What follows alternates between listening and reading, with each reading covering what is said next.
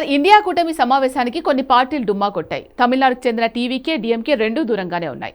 కేవలం రాష్ట్రంలో అధికారం కోల్పోయిన ఆప్, టీఎంసీ, ఆర్జేడీ, ఎన్సీపీ, లెఫ్ట్ లాంటి పార్టీలు మాత్రమే ఇండియా కుటుంబంలో ఉన్నాయి. అసలు ఇలాంటి బలహీన ప్రాంతీయ పార్టీలను పెట్టుకొని ఇండియా కూటమి మోడీని ఎదుర్కోగలదు అంటారా? ఇండియా కూటమిలో సభ్యత్వానికి ఎన్నికల్లో గెలవడం ఓడడం క్రైటీరియా కాదు.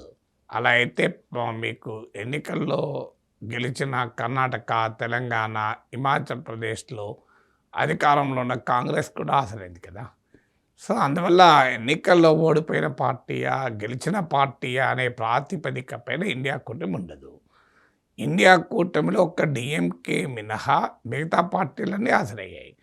ఆమ్ ఆద్మీ పార్టీ ఢిల్లీ ఎలక్షన్ల టైంలోనే దూరమయ్యాయి. 2027 ఫిబ్రవరిలో పంజాబ్ ఎన్నికలు ఉన్నాయి. పంజాబ్ ఎన్నికల్లో ఆప్కు, కాంగ్రెస్కు మధ్యనే ప్రత్యక్ష పోటీ ఉంటుంది. అలాంటప్పుడు ఆప్ ఎలా హాజరవుతుంది? మిగతా పార్టీలన్నీ హాజరయ్యాయి. మిస్ అయింది ఇక్కడ టీవీకే. కాంగ్రెస్ పార్టీ ప్రకటించింది కదా, అసలు టీవీకేని ఇన్వైట్ కూడా చేయలేదు. ఎందుకంటే ఇది రాష్ట్రాల స్థాయిలో అలయన్స్ కాదు, ఇది జాతీయ స్థాయిలో అలయన్స్. పార్లమెంట్లో రిప్రజెంటేషన్ ఉన్నటువంటి పార్టీలని ఇన్వైట్ చేశాం అనే క్లారిటీ కూడా ఇచ్చారు. అందువల్ల దీనికి అసెంబ్లీ ఎన్నికల్లో ఓడిపోయిన వాళ్ళు వచ్చారు, గెలిచిన వాళ్ళు రాలేదు అనేటువంటి కంక్లూజనే కరెక్ట్ కాదు. ఇప్పుడు కేరళలో కాంగ్రెస్ గెలిచింది, మనకి కాంగ్రెస్ ప్రతినిధులు కూడా వచ్చారు కదా. సో అందువల్ల మనకి ఇంకొకటి అర్థం కావాలంటే ఇండియా కూటమి అనేది రాష్ట్రాల స్థాయిలో ఉండే అలయన్సే కాదది. ఎందుకంటే రాష్ట్రాల్లో ఇండియా కూటమి భాగస్వామ్య పక్షాల మధ్యనే పోటీ ఉంటుంది. ఇప్పుడు కేరళలో కాంగ్రెస్కు కమ్యూనిస్టుల మధ్య పోటీ, ఢిల్లీ పంజాబ్లో కాంగ్రెస్కు ఆప్కు మధ్య పోటీ, బెంగాల్లో తృణమూల్ కాంగ్రెస్ లెఫ్ట్ కలవదు. అందువల్ల ఈ కూటమి ఎందుకు ఏర్పడిందో కూడా అర్థం కావాలి. ఇది రాష్ట్రాలలో అసెంబ్లీ ఎన్నికల్లో పోరాడేందుకు ఈ కూటమి ఏర్పడలేదు.